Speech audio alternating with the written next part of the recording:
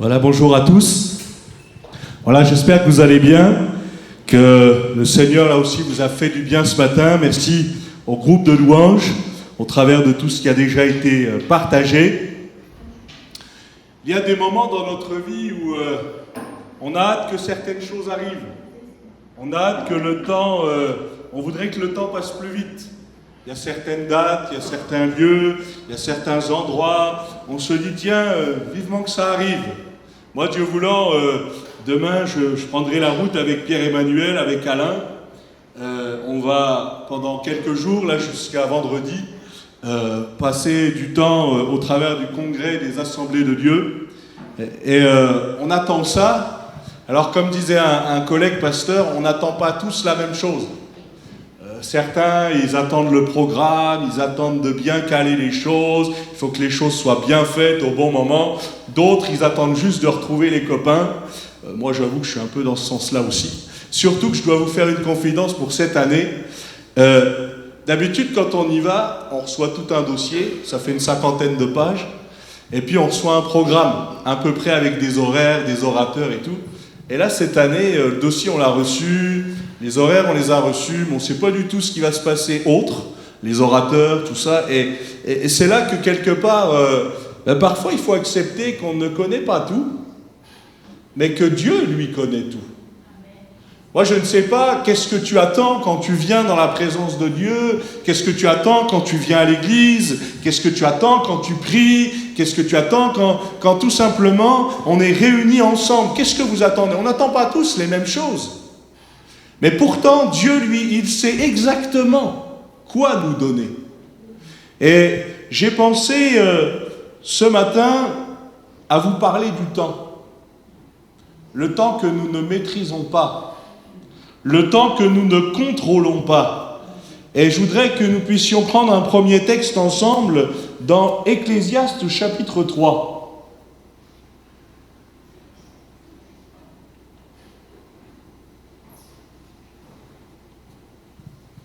Ecclésiaste chapitre 3, on lira à partir des premiers versets.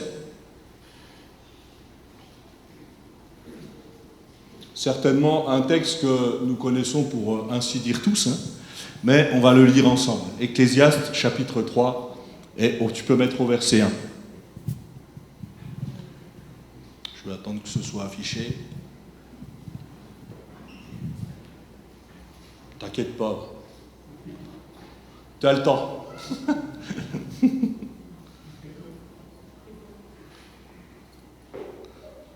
Tiens, j'ai une petite question pour vous en attendant. Vous savez comment on a appelé notre président? À un moment donné, il a eu plein de surnoms. Je ne vous parle pas des surnoms grossiers, je vous parle de quelque chose de correct. Mais on l'a appelé, et lui s'appelait même comme ça, le maître des horloges. Parce que des fois, on se disait, tiens, il attend telle chose pour annoncer telle autre chose, et lui-même s'est appelé comme ça, et plus tard, les commentateurs politiques l'ont appelé de la même manière. Et moi, j'aimerais vous dire que des fois, j'ai l'impression que je contrôle. J'ai l'impression d'être à la bonne heure. D'ailleurs, on est bientôt au changement d'heure. Il faudra y penser. Ne me demandez pas si on recule, si on avance et tout, j'en sais rien, je ne comprends jamais rien, ces trucs-là. Bon, vous êtes tous d'accord, c'est déjà ça. J'espère que je vais faire comme vous. Vous savez, tous les ans, je me demande si ma montre connectée va se mettre à jour toute seule. Elle le fait, je le sais. Mais quand ça arrivera, je vais quand même me poser la question. Un peu comme je sais que Dieu est capable de tout. Je sais qu'il peut tout faire. Je sais même qu'il va faire jamais en retard. Et pourtant, je me pose quand même la question. Vous avez bien compris, des fois, je sais plein de choses dans la parole de Dieu. Je sais que Dieu fait toutes choses belles en son temps. Toutes choses belles. Je le sais. Et pourtant, il m'arrive un peu de douter. Et un peu de dire, mais Seigneur, t'es sûr que tu ne vas pas arriver en retard? Vous connaissez tous le récit avec Lazare. Celui que tu aimes est malade. Alors lui, il entend ça, et la réaction de Jésus, c'est, je vais aller de l'autre côté. Je vais rester encore un peu. Et le temps qu'il reste, Lazare, il va décéder. Mais lui, il sait ce qu'il va faire. Et vous connaissez bien ces récits. Seigneur, si tu eusses été ici, mon frère ne serait pas mort. Mais lui, il sait pourquoi il a, entre guillemets, tardé. Ça nous renvoie à ce texte qui est écrit ici. Il va dire, si tu crois, tu verras la gloire de Dieu. Et le récit, c'est facile, on connaît la fin, donc c'est toujours plus simple.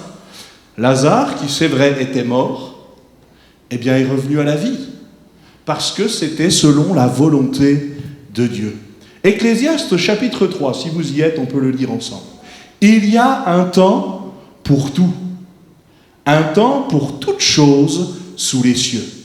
Un temps pour naître, un temps pour mourir, un temps pour planter, un temps pour arracher ce qui a été planté, un temps pour tuer, un temps pour guérir, un temps pour abattre, un temps pour bâtir, un temps pour pleurer, un temps pour rire, un temps pour se lamenter, un temps pour danser, un temps pour lancer des pierres et un temps pour ramasser des pierres, un temps pour embrasser, un temps pour s'éloigner des embrassements, un temps pour chercher et un temps pour perdre, un temps pour garder, un temps pour jeter, un temps pour déchirer et un temps pour coudre, un temps pour se taire et un temps pour parler, un temps pour aimer et un temps pour haïr, un temps pour la guerre et un temps pour la paix.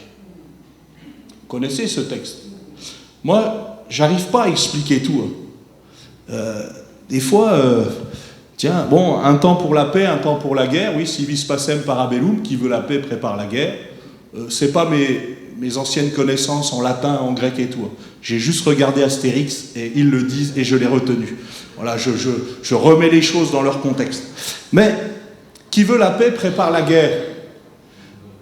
Dans quel temps je suis? Est-ce que je sais dans quel temps je suis? Est-ce que je sais dans quel temps je suis pour ma vie? Dans quel temps je peux être pour l'Église? Moi, en tant que pasteur, c'est ce que je cherche. Je vous le dis aussi, vous le connaissez. J'aime les fils d'Isaacar. Les fils d'Isaacar, ils avaient l'intelligence pour savoir ce que devait faire Israël. 200 chefs et tous leurs frères sous leur ordre. Ils avaient ce qu'on appelle l'intelligence des temps. Parfois, connaître cette intelligence, c'est éviter des guerres. C'est éviter certains soucis. Si je fais les choses un peu plus tardivement ou un peu plus en avance. Mais pour ça, il me faut l'appel de Dieu, il me faut la parole de Dieu. Je vous donne un exemple. Moïse, qui dès son jeune âge connaît son appel. Il sait que c'est un libérateur. Il le sait. Et comme il le sait, eh bien parfois, il va tenter de régler le problème par lui-même. Il voit un conflit, il voit une dispute, il essaye de régler ça, mais ça finit mal. Parce que quand il essaye de régler ça, on lui ramène à ce qu'il a fait juste avant. Il voit un Égyptien maltraiter un Hébreu et il se débarrasse de l'Égyptien. L'appel de Moïse, c'est d'être un libérateur. Il va être un libérateur. Il va conduire environ plus d'1,5 million de personnes à la libération.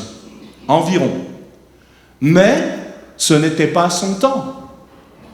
Et parfois, je veux faire les choses trop vite.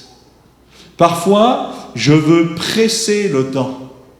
Mais parfois aussi, je ne prends pas le temps. Peut-être vous avez prié comme cet homme qui disait « Seigneur, apprends-moi la patience, mais fais vite. » On a prié parfois pour ça. Vous savez, moi je me souviens quand Caleb il s'est ouvert le front et qu'on était en vacances et que les urgences étaient à 45 minutes avec des routes pas croyables et qu'on demande aux pompiers, ils nous disent bah, « de toute façon on mettra autant de temps à arriver que vous d'arriver, donc venez », là le temps il s'allonge et il s'allonge et il s'allonge et vous avez l'impression que vous n'arriverez jamais. Et puis, à l'inverse, parfois je suis dans des moments, mais c'est déjà fini. Tiens, c'est déjà fini. Je me souviens de cette petite fille, c'était ma chouchoute à Romilly, elle le sait, et l'église de Romilly le sait, j'ai pas de problème avec ça. Mais un jour, elle vient, et c'était un temps d'agape. Donc on a fait le culte, et puis on a fait ce temps d'agape et tout. On fait toute la journée, on avait passé vraiment longtemps à l'église. Et là, quand le moment de rentrer arrive, elle vient, elle dit, bah, on y va déjà. Et quelque part, j'ai trouvé ça bien. Parce que ça veut dire qu'elle se sentait bien là où elle était. Il y a un temps pour tout. Mais encore faut-il connaître le temps dans lequel je suis. Est-ce que j'écoute quand le Seigneur me parle du temps dans lequel je suis? Un temps pour naître, un temps pour mourir. Personne ici ne le choisit. C'est Dieu qui décide. Un temps pour planter, un temps pour arracher ce qui a été planté. C'est important de respecter la règle des semailles. Moi, j'y connais rien.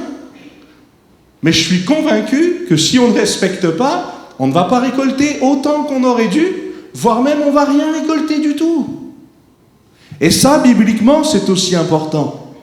Un temps pour tuer, un temps pour guérir. Permettez-moi de le dire, mais il y a des choses à tuer dans notre vie. Le vieil homme, il est à tuer dans notre vie. Et le vieil homme, il est là. Est-ce que je vais oser dire la vieille femme? Comprenez bien, le vieil homme avec un grand H. Mais il y a des choses à tuer dans notre vie. Il y a des choses qu'on n'aimerait pas. Moi, je pense à l'apôtre Paul qui dit souvent, mais moi, je veux faire le bien et c'est le mal que je fais. Que Dieu me délivre de ce corps de mort. Oui, parce que notre corps, il est attaché à la terre, il est pécheur, et on a besoin chaque jour de revenir au pied du Seigneur pour que le Seigneur nous aide. Un temps, là aussi, pour tuer, un temps pour guérir. Je me souviens de cet homme qui nous racontait son histoire. Il avait été abusé pendant son enfance par beaucoup de monde, physiquement, moralement, dans tous les domaines. Et puis, quand il racontait sa rencontre avec le Seigneur, je l'avais entendu plusieurs fois, c'est un ami. Et un jour, on mange ensemble et il est en face de moi et il raconte encore son témoignage que je connais par cœur. Et je lui dis, écoute, j'ai l'impression que quand tu racontes ton témoignage, c'était comme si c'était hier. J'ai pas l'impression que tout a vraiment été guéri. Et je vous dis, il en a vécu des drames, hein. C'est terrible ce qu'il a vécu. Et là, il me dit, Pierre, tu as raison. Parce que quand j'arrive à certains moments de mon témoignage, je raconte quand même, mais je sais que tel domaine, c'est pas encore guéri. Et quelque part, j'ai aimé qu'il me dise ça parce que c'est de l'honnêteté. Et surtout devant Dieu. Seigneur, donne-nous de discerner et donne-nous de te laisser faire dans les endroits où peut-être je ne suis pas encore assez guéri, ou peut-être je ne suis pas encore totalement guéri, ou peut-être je ne t'ai même pas laissé intervenir. Est-ce que le Seigneur, frères et sœurs, est libre d'intervenir dans tous les domaines de nos vies? Et quand le Seigneur me reprend, c'est jamais pour m'enfoncer, c'est toujours pour me relever. Et non seulement pour me relever, mais aussi pour relever les autres. Parce que si le Seigneur nous a bénis, ce n'est pas juste pour nous, c'est pour qu'il puisse et nous puissions bénir les autres. Oui, un temps pour tuer, un temps pour guérir, un temps pour abattre, un temps pour bâtir, un temps pour pleurer, un temps pour rire. Dieu n'est pas contre les réjouissances. Au contraire, on doit se réjouir. On doit se réjouir de ce que Dieu est capable de faire, mais il ne faut pas oublier que des fois, le temps des réjouissances est passé, et il y a aussi des fois un temps pour pleurer sur nous. En disant, mais Seigneur, nous avons vraiment besoin que tu agisses. Nous avons vraiment besoin de nous repentir, parce que des fois, tu nous avais confié telle mission, telle tâche, et nous ne l'avons pas fait. Un temps pour se lamenter, et notez bien, un temps pour se lamenter. Pas tout le temps. Un temps pour danser. Pour ceux qui savent, quoique on sait tous à peu près, à notre niveau. Un temps pour lancer des pierres et un temps pour ramasser des pierres. Alors là, on pourra en discuter, parce que ça nous parle aussi du combat. Ça nous parle aussi de la préparation du combat. Vous connaissez tous David et Goliath. Moi, j'aime ce récit parce que David, il est tout petit, Goliath, il est tout grand, il n'y a rien qui va dans cette bataille, le combat, quelque part, il est déjà inscrit. Vous savez, c'est un peu comme les petits clubs qui rencontrent des grands clubs en Coupe de France. Vous avez des clubs, on n'en a jamais entendu parler, ils tombent contre le Paris Saint-Germain, et on se dit, bah, ça va être une fête pour eux, mais ils vont s'en prendre 6. Des fois, ça se passe comme ça, puis des fois, bah, il y a des petites surprises. Et pour David et Goliath, David, lui, il avait pris le temps de se préparer. De se préparer pour ce combat-là. Mais avant, il avait eu d'autres combats. C'est lui qui nous les raconte. Mais moi, quand il y avait le lion, quand il y avait l'ours, j'allais arracher la brebis de la gueule du lion et de l'ours, parce qu'il y avait besoin de les sauver. Et ça, c'est dans l'intimité avec Dieu. Dieu le sait, Dieu le connaît. Et puis là, David va être amené dans la lumière. Parce qu'il va rencontrer Goliath. Même quand David va choisir ses pierres, David c'est un champion avec sa fronde. Donc qu'il ait Goliath, c'est pas le problème. Mais qu'il ose aller au combat. Ça c'est extraordinaire. Et puis moi j'aime bien ce récit parce que, je suis pas sanguinaire, mais j'aime bien quand la pierre atteint Goliath et quand la pierre s'enfonce. Parce que des fois, on ne tue pas l'ennemi, on le blesse. Et dans notre vie, frères et sœurs, spirituellement, il y a des ennemis qu'on a besoin d'abattre, pas juste de blesser. Vous vous rappelez le diable qui vient tenter Jésus au désert? Il va le tenter, et puis après, il est dit, le diable le laissa pour une occasion plus favorable. C'est pas totale victoire. La totale victoire, on la connaît, c'est à la croix. Mais il va le laisser pour une occasion plus favorable. Un temps pour embrasser, un temps pour s'éloigner des embrassements. Un temps pour chercher, un temps pour perdre. Un temps pour se taire, un temps pour parler. Alors je dois vous raconter ça, moi je l'ai fait aussi. Combien de fois j'ai prêché sur le silence et le fait d'écouter Dieu, et puis après ça, j'ai pas arrêté de parler. Je l'ai fait. Et vous l'avez peut-être fait aussi. Je sais que je dois écouter Dieu. Et des fois, c'est difficile. C'est difficile de se taire. C'est difficile aussi de faire taire, si vous me permettez de le dire comme ça, mais toutes les voix intérieures. Dieu a-t-il réellement dit? Est-ce que c'est vraiment possible? Est-ce que, finalement, avec le temps, les choses peuvent encore changer? Moi, je crois que oui. Et la Bible le dit. Mais des fois, on a besoin de s'en convaincre. Le temps et l'intelligence des temps. Et ce que je cherche, frères et sœurs, dans ma vie, l'intelligence des temps. Pour savoir dans quel temps je suis, pour savoir quelle voie prendre, et pas simplement parce que je vois quelque chose avec que des versets bibliques, parce que aujourd'hui, vous savez, dans le monde dans lequel nous sommes, des messages avec plein de versets bibliques, il y en a plein partout.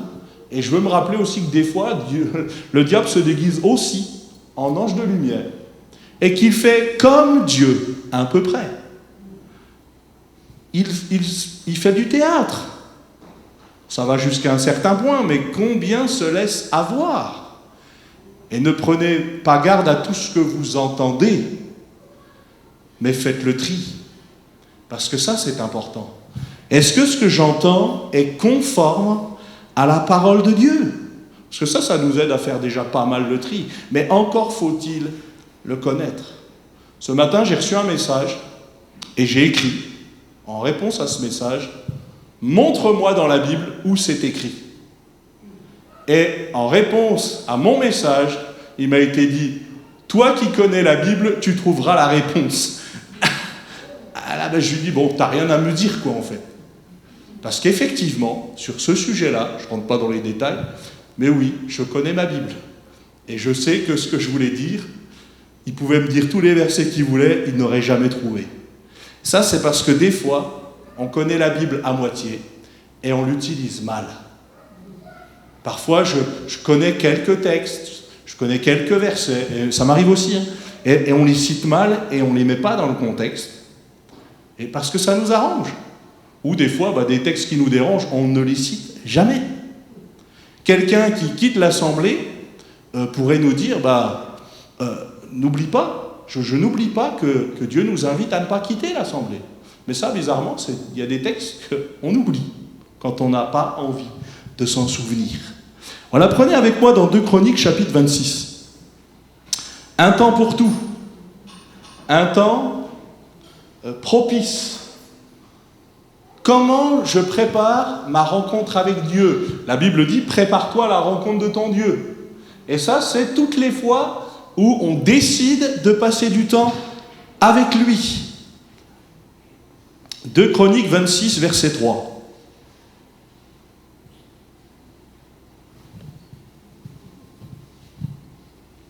Bravo, Libério. T'as appris très vite. Et merci à Anouk de lui avoir appris très vite.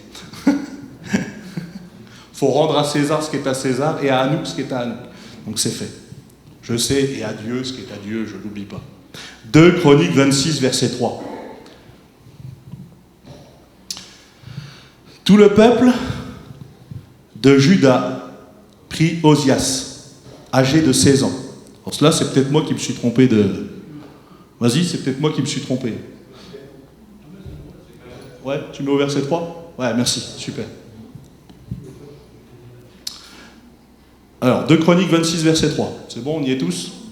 Tout le peuple de Juda prit Osias, âgé de 16 ans, et l'établit roi à la place de son père Amastia.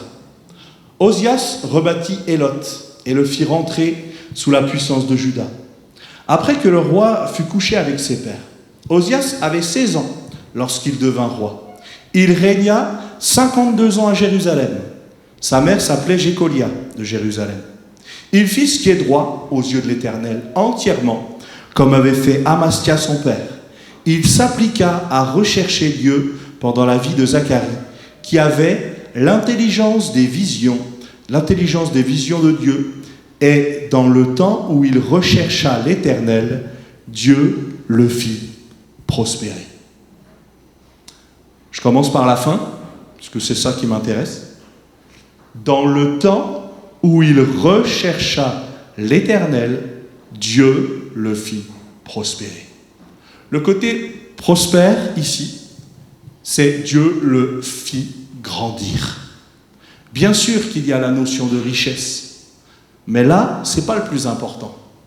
Dieu va le faire grandir tant qu'il le recherche.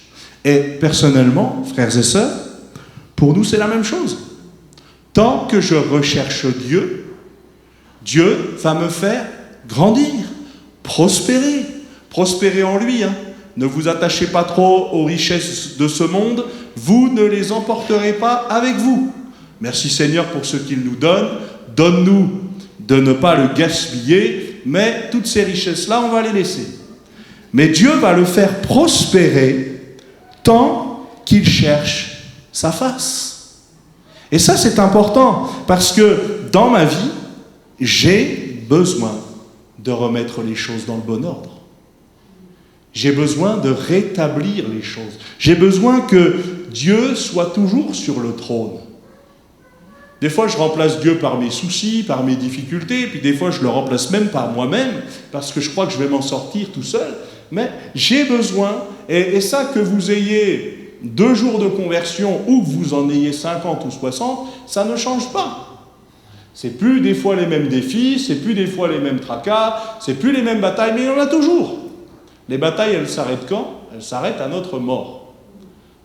Jusque-là, il y en aura.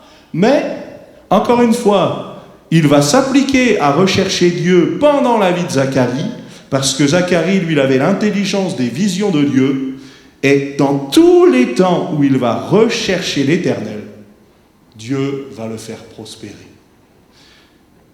C'est aussi faire une différence entre la richesse du monde, ce qui nous semble important aux yeux du monde, et ce qui est important aux yeux de Dieu.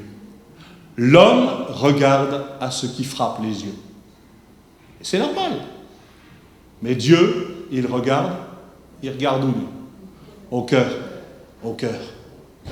Dieu regarde au cœur, parce que la véritable richesse, c'est le cœur. Garde ton cœur plus que tout autre chose.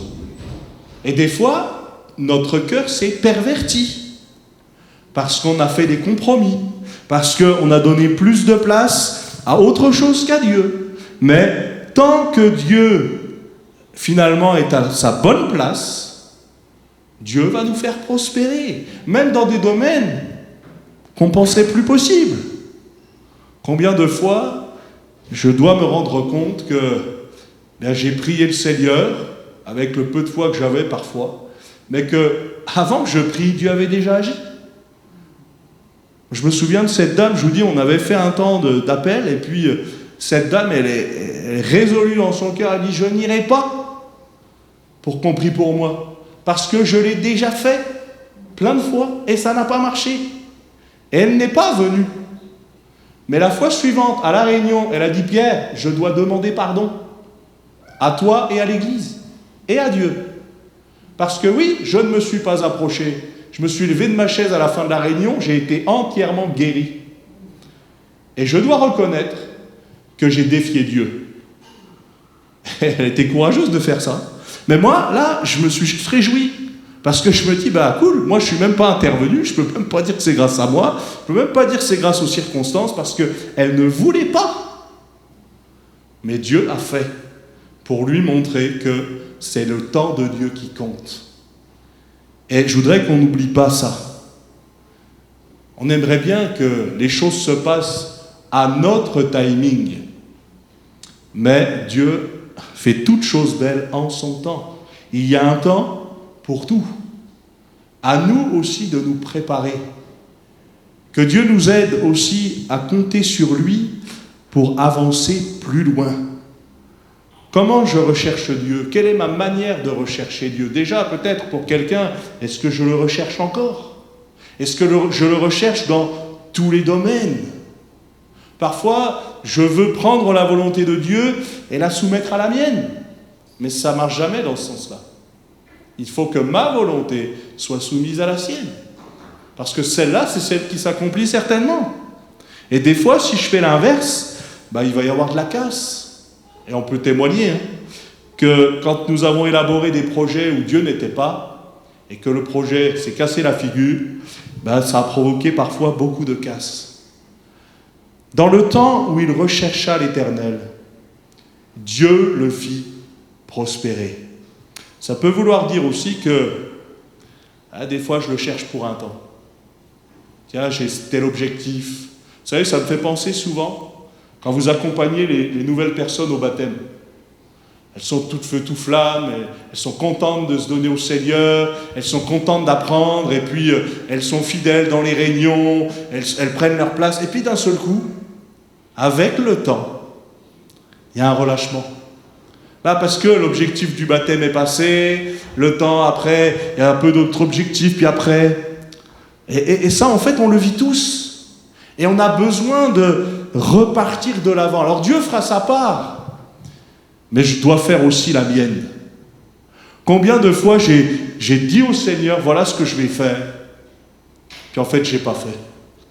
Combien de fois j'ai annoncé au Seigneur ce que je voudrais qu'il fasse, mais même quand il l'a fait, moi, je n'ai pas fait ma part. Et ça, c'est important parce que, finalement, c'est repartir chaque jour. Je ne dis pas que c'est une fois pour toutes, parce que la vie chrétienne, c'est pas facile. Il y a des luttes, il y a des combats, il y a des souffrances, il y a des choses où ça va, des fois des petits temps d'accalmie, mais des fois, c'est les tempêtes qui s'amassent beaucoup, beaucoup et beaucoup encore. Et pourtant, Dieu reste le même. Dieu reste le même. Ne recherchez pas la vie de Dieu juste quand ça vous arrange. Cherchez la vie de Dieu, point. Parce que lui, il sait non seulement de quoi demain sera fait, mais il sait aussi tout ce qu'il faut pour notre bien. Ça, c'est vrai pour nous, mais c'est vrai aussi pour mes enfants. Moi, c'est comme ça que je prie pour Yann et pour Caleb. Moi, Seigneur, j'ai des projets pour eux. Moi, j'aimerais les conduire dans tel ou tel truc. Mais ça, c'est mon idée. Mon idée, je te la soumets. Si toi, tu veux faire autrement, fais-le. Et je vous le dis aujourd'hui, mais j'espère surtout pouvoir vous le dire dans 10 ans, dans 20 ans. Oui, parce que y a des fois des voies qu'on choisit, puis il y a des fois des voies, on est un peu déçu parce que moi, j'aurais pas fait ça. Mais là aussi, il faut que le Seigneur soit souverain. Est-ce que le Seigneur est souverain dans nos décisions, frères et sœurs. Alors, je ne sais pas si je dois aller jusqu'à vous dire, n'allez pas jusqu'à ouvrir votre frigo et dire, Seigneur, il faut que je te prie pour choisir quel type de yaourt je vais prendre à midi. Je me permets de le dire comme ça parce qu'il y en a, ils font ça. Et ça, c'est dangereux. Ça, c'est dangereux. Mais moi, je parle des vraies décisions. Seigneur, donne-moi d'être attentif aux signes. Et pas pour voir des signes partout, mais donne-moi d'être attentif à tes signes qui sont conformes à ta parole. Vous savez, depuis le temps que la Bible annonce la fin des temps, je crois que certains, ils n'y croient plus, et même des croyants. Et c'est pour ça qu'à la fin des temps, la foi du plus grand nombre se refroidit. Parce qu'au début, ben oui, Jésus revient bientôt, amen, alléluia, et puis après le temps passe, et puis on repart dans nos activités, et puis des fois il faut des petites piqûres de rappel pour dire, mais oui, il va bientôt revenir, et je dois être prêt. Est-ce que je suis prêt si le Seigneur revient maintenant? Est-ce que je suis prêt à tout laisser, à tout abandonner ce que j'ai ici pour le rejoindre dans son ciel de gloire? Est-ce que j'ai fait la paix avec Dieu? Est-ce que rien ici-bas ne me retient? Alors encore une fois, je le répète encore, dans le temps où il rechercha l'Éternel, Dieu va le faire prospérer. Une question pour vous, ceux qui étaient là mardi. Je vous ai parlé de quel personnage?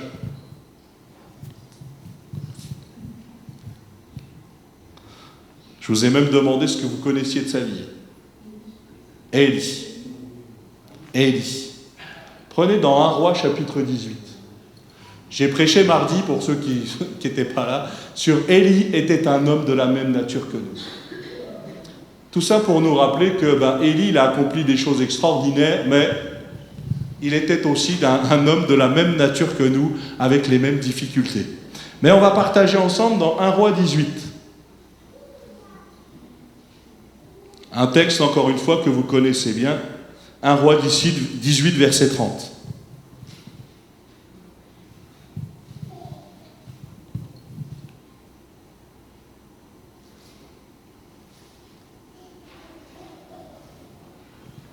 « 1 Roi 18, verset 30. Élie dit au prophète de Baal, choisissez pour vous l'un des taureaux, préparez-le les premiers, car vous êtes les plus nombreux. Invoquez le nom de votre Dieu, mais ne mettez pas le feu. Ils prirent le taureau qu'on leur donna et le préparèrent. Ils invoquèrent le nom de Baal depuis le matin jusqu'à midi, en disant, Baal, réponds-nous. Mais il n'y eut ni voix ni réponse, et ils sautaient devant l'autel qu'ils avaient fait. À midi, Élie se moqua d'eux et dit, crie à haute voix, puisqu'il est Dieu. Il pense à quelque chose, ou il est occupé, ou il est en voyage, peut-être qu'il dort, et il se réveillera. J'avoue que moi j'aurais pu dire des choses comme ça. Ils crièrent à haute voix, ils firent selon leur coutume des incisions, avec des épées, avec des lances, jusqu'à ce que le sang coulât sur eux. Lorsque midi fut passé, ils prophétisèrent jusqu'au moment de la présentation de l'offrande, mais il n'y eut ni voix, ni réponse, ni signe d'attention. Élie dit alors à tout le peuple, « Approchez-vous de moi. » Tout le peuple s'approcha de lui. Et Élie rétablit l'autel de l'Éternel qui avait été renversé. Il prit 12 pierres, d'après le nombre des tribus des fils de Jacob, auxquelles l'Éternel avait dit « Israël sera ton nom ». Il bâtit avec ces pierres un autel au nom de l'Éternel. Il fit autour de l'autel un fossé de la capacité de 2 mesures de semences. Il arrangea le bois, coupa le taureau par morceaux et le plaça sur le bois. Puis il dit, remplissez d'eau 4 cruches et versez-les sur l'holocauste et sur le bois. Il dit, faites-le une seconde fois, et ils le firent une seconde fois. Il dit, faites-le une 3e fois, et ils le firent une 3e fois. L'eau coula autour de l'autel, et l'on remplit aussi d'eau le fossé. Au moment de la présentation, de l'offrande, Élie le prophète s'avança et dit « Éternel, Dieu d'Abraham, d'Isaac et d'Israël, que l'on sache aujourd'hui que tu es Dieu en Israël, que je suis ton serviteur et que j'ai fait toutes ces choses par ta parole. Réponds-moi, Éternel, réponds-moi, afin que ce peuple reconnaisse que c'est toi, Éternel, qui es Dieu, et que c'est toi qui ramènes leur cœur. » Et le feu de l'Éternel tomba. Il consuma l'holocauste, le bois, les pierres et la terre, et il absorba l'eau qui était dans le fossé. Quand tout le peuple vit cela, ils tombèrent sur leur visage et dirent « C'est l'Éternel qui est Dieu, c'est l'Éternel qui est Dieu. Amen. » Vous parlez du temps. Vous parlez du temps ce matin, et ce que j'aime dans ce récit, en tout cas là où je voudrais insister ce matin, c'est Élie rétablit l'autel de l'Éternel qui avait été renversé. Ils vivaient comme les autres. Ils avaient oublié Dieu. Comme nous pouvons oublier Dieu parfois. Et dans notre vie, nous avons parfois besoin de rétablir l'autel de l'Éternel, de lui rendre la bonne place, de ne pas faire comme nous voulons. À l'époque des juges, le résumé du livre des juges, c'est « chacun faisait ce qui lui semblait bon ». Mais si tout le monde faisait différemment, quelle était la volonté de Dieu? Mais là, Élie, première des choses, va rétablir l'autel. Et dans ma vie, j'ai besoin de faire ça. Et des fois, j'ai besoin de le faire régulièrement. Parce que rétablir l'autel, ça veut aussi dire se séparer de tout ce qu'il y a autour. Des mauvais autels peut-être qu'on a bâtis, du temps qu'on a perdu. Frères et sœurs, parfois, que de temps perdu dans des combats inutiles, dans des combats entre nous, et non pas dans des combats célestes. Vous n'aurez pas à lutter contre la chair et le sang, mais contre les dominations. Parfois, il faut laisser Dieu être notre avocat, être notre juge et nous faire justice. Lui, il le sait. Mais ce n'est pas toujours évident, parce que des fois, moi aussi je veux faire comme Pierre et je veux prendre l'épée et je veux couper l'oreille. Je ne m'appelle pas Pierre pour rien. Mais à Dieu aussi de nous montrer les véritables combats. Quel combat tu mènes aujourd'hui? Est-ce que tu peux dire comme ce cantique, l'Esprit du Seigneur est sur moi, le combat, mon combat, c'est le combat de Dieu? Est-ce que je peux dire que Dieu est au milieu avec moi dans le combat? Ou est-ce que je peux dire aussi parfois, et je dois être honnête, Seigneur, est-ce que je ne suis pas en train de perdre mon temps dans ce combat? J'ai envoyé ça aussi ce matin, en texto, à la personne qui m'écrivait. Je lui ai dit, mais tu dois combattre le bon combat. Preuve qu'il y en a des mauvais, des combats. Il y en a des difficiles, c'est vrai. Et le combat, même avec Dieu, même quand Dieu est avec nous dans le combat peut être difficile. Et là, je parle de nos combats personnels, mais prenons l'exemple du combat que nous menons pour nos enfants, que nous menons pour notre famille, pour, comme dirait Yvette, les arracher à l'enfer. Et elle a raison. Il faut continuer ça. Et je crois que, on doit faire notre part, puis on doit laisser Dieu faire la sienne. Mais pour ça, il faut rétablir l'autel. Est-ce que dans ta vie aujourd'hui, tu as l'impression que l'autel, il est à la bonne place et il est parfaitement rétabli? Ou est-ce que l'autel, il n'est pas à la bonne place, voire même il a été renversé? Et ça peut arriver à tous. Encore une fois, ce n'est pas un jugement. Les choses ont été écrites pour nous servir d'exemple. Donc oui, on ne vivra peut-être pas exactement comme eux, mais on a bien compris l'idée. Rétablir l'autel, c'est pas simplement dire « j'ai une galère et j'en suis conscient, je vais aller chercher du secours auprès de Dieu ». Non, c'est « Seigneur, je veux que tu sois là continuellement, quoi qu'il se passe ». Et ça, c'est important.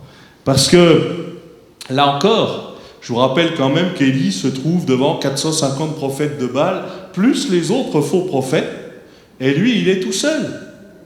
D'ailleurs, c'est ce qu'il va dire à un moment donné. Parce que, vous connaissez la suite, Élie était un homme de la même nature que nous, j'en ai partagé, mais à la suite, grande victoire, ok, mais à la suite, petite parole d'une femme qui s'appelle Jézabel, je vais m'occuper de toi, je vais m'occuper de ton compte, je résume, lui il a eu peur, il est allé se cacher, et il va dire au Seigneur, je suis resté moi seul, ôte-moi la vie, et le Seigneur va lui dire, non, non, non, t'es pas tout seul, je m'en suis réservé 7000 qu'on fait comme toi, t'es pas tout seul, t'es pas le meilleur, t'es pas le pire, mais t'es pas le meilleur. Et puis ce qui est surtout important, c'est que le Seigneur va le rétablir aussi. Grande victoire, mais derrière des grandes victoires, frères et sœurs, il faut faire attention parce que le diable, lui, il n'en rate pas une aussi. S'il a l'opportunité de nous faire tomber de quelques-unes des manières qu'il veut, il va le faire. Alors le diable ne fait pas ce qu'il veut avec qui il veut. Non, non, il n'est pas tout puissant. Le diable, il ne fera que ce que le Seigneur lui permet de faire, pas plus, pas moins. Mais à la fin, le diable, lui, il a déjà perdu. Le but du diable, vous savez, c'est d'en entraîner le maximum avec lui. Lui, il sait qu'il a déjà perdu. Mais s'il peut en entraîner un maximum, il va le faire. Et peut-être que pour ça, ben oui, j'ai besoin de prendre le temps de rétablir l'autel. Quel temps vous donnez à Dieu? Quel temps on donnait à Dieu il y a 10 ans? Moi, je me suis fait baptiser en 99. Je fais souvent des bilans pour me dire, voilà, en 99, il y avait ça, il y avait ce que tu avais dit à Dieu, et puis là, aujourd'hui. Est-ce que dans ton parcours, des choix de vie que tu avais fait, ça marche? Alors, je dois vous dire que dans certains domaines, je suis content. Je suis assez fier, parce que dans quelques domaines, j'y suis arrivé. Puis je dois vous dire que dans d'autres domaines, je ne suis pas fier du tout. Parce que non seulement je ne suis pas arrivé, mais j'ai fait moins et moins encore. Et ça, eh ben, c'est important de faire ces bilans-là, parce que, pas pour s'apitoyer sur son sort ou pour dire on est les meilleurs, non, non, pour dire Seigneur, je vais parler moins et je vais te laisser parler toi. Parce que toi, tu as le regard juste. Et puis peut-être que des fois, ben oui, il y a les aspirations. David avait l'aspiration du temple. Je vais bâtir, je vais construire. Le prophète va lui dire, ben oui, ce que tu as sur le cœur, fais-le. Puis là, Dieu parle, non, non, non, c'est pas toi qui vas le faire. Et moi, j'aime, je vous ai déjà partagé ça, mais j'aime beaucoup la réaction de David. Parce que David, quand il apprend, ce ne sera pas toi, il aurait pu dire, ah, c'est pas moi. Débrouillez-vous. Hein? Ah, d'accord, ça va être mon fils. Bon courage. Hop, qui se débrouille. Non, non. Tout le reste de sa vie, David va travailler à préparer la suite. Et qu'est-ce que j'aime ça? Qu'est-ce que j'aime cette attitude? J'aime pas tout dans le personnage de David, mais j'aime pas tout dans mon personnage non plus. C'est pas ça l'idée. C'est de dire quelle réaction je peux avoir. Et encore une fois, je reviens sur le texte que je vous partage. Est-ce que l'autel que Dieu doit avoir dans ma vie, il est rétabli? Est-ce que j'ai encore cette relation? Des fois, je travaille pour lui, mais ça ne veut pas forcément dire qu'il valide tout. C'est pas parce que je mets Dieu partout que Dieu est partout. Moi, j'ai eu un cousin, il travaillait dans la musique et quand il s'est converti, il travaillait dans le hard rock, et quand il s'est converti, il a dit, bah ouais, je vais faire du hard rock chrétien. Ah, il en a fait. Et je lui dis, est-ce que tu crois que ça convertit quelqu'un? Il me dit, j'en sais rien. Je dis, alors c'est vrai qu'il faut peut-être mieux qu'ils écoutent du hard rock chrétien que pas chrétien, mais après, il faut aussi se laisser interpeller. Moi, j'aime bien le reggae, et je peux vous assurer que j'ai des fois écouté du reggae chrétien. C'est pas pour le message qu'il disait que j'ai aimé. Non, il faut être honnête. Après, c'est le style de musique qu'on aime, c'est pas juste le message. Mais je voudrais dire simplement que des fois, Dieu met le point sur quelque chose. Et il dit, tant que ça, c'est pas fait, tu ne pourras pas vivre la suite. Des fois, Dieu dit, mais tant que tu n'as pas rétabli l'autel, tant que tu n'as pas fait ce qu'il fallait dans ce domaine, tu ne pourras pas grandir plus.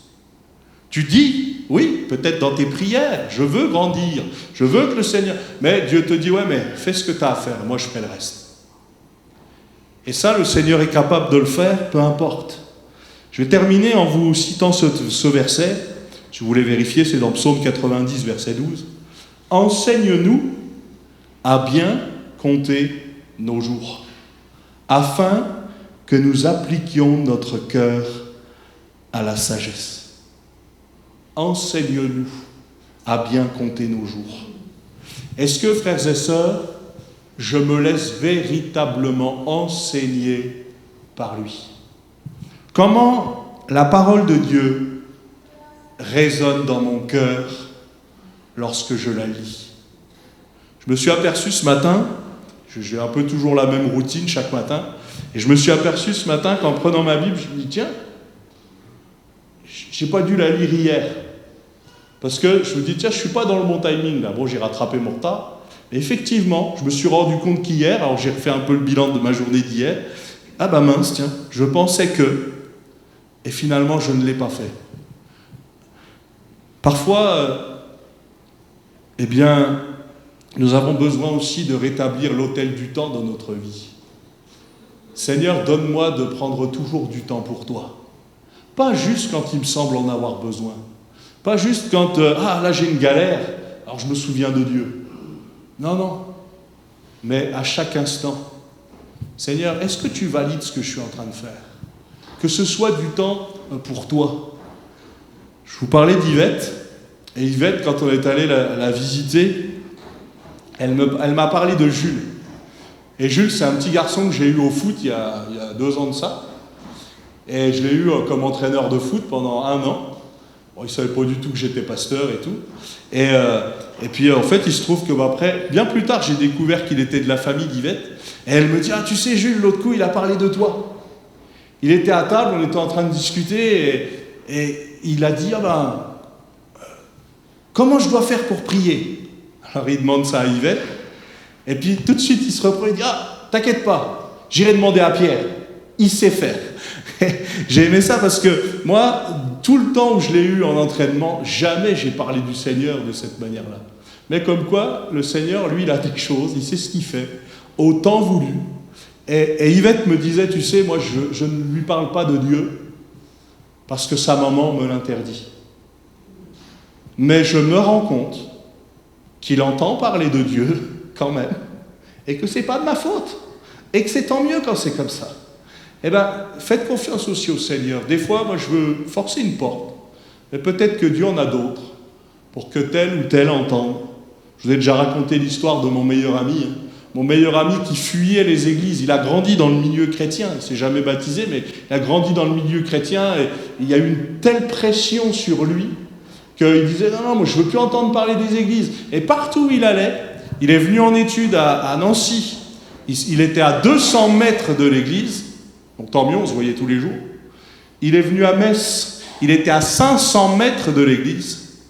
Il est venu à Strasbourg, sa fenêtre donnait sur l'église. Alors je lui dis, si toi, Dieu ne te cherche pas, il ne cherche personne. C'est juste ça que je lui ai dit. D'ailleurs, il m'a dit, me charrie pas là-dessus, quand il m'a raconté un peu l'histoire. Oui, mais encore faut-il qu'il saisisse. Encore faut-il qu'il pousse la porte. Des fois, je connais l'adresse. Des fois, je connais la solution. Et nous, en tant que chrétiens, on connaît la solution. Mais est-ce qu'on va la chercher? Est-ce qu'on demande? La Bible dit, demandez, vous recevrez, cherchez, vous trouverez, frappez, l'on ouvrira. Ça ne veut pas dire que tout ce que je demande, je vais le recevoir. Hein. Non, non. Ce que je demande selon la volonté de Dieu. Mais est-ce que j'ose encore demander? Et peut-être pour quelqu'un ce matin, peut-être remets-toi à demander. Dire, Seigneur, tiens, j'avais arrêté. Et peut-être que ça a joué aussi sur ma santé spirituelle. Mais ce matin, je veux te redemander. La Bible nous invite, je termine avec ça, à racheter le temps. On ne peut pas rattraper le temps, mais on peut peut-être racheter le temps. Seigneur, ce que je n'ai pas réussi à faire hier, donne-moi de le rattraper. Ce que je n'ai pas pu donner hier à tel ou tel, peut-être je peux le donner à quelqu'un aujourd'hui. D'une autre manière, pour racheter le temps. Pardon peut-être des fois pour mes erreurs d'hier, mais de dire Seigneur, donne-moi de racheter le temps. Et donne-moi d'être dans ton temps à toi. Voilà, on va prier le Seigneur si vous voulez bien.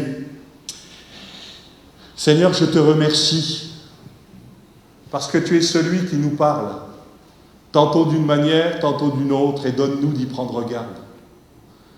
Nous voulons saisir ton temps, nous voulons saisir ton timing, Seigneur, c'est toi qui choisis. Tu es le maître des temps et des circonstances.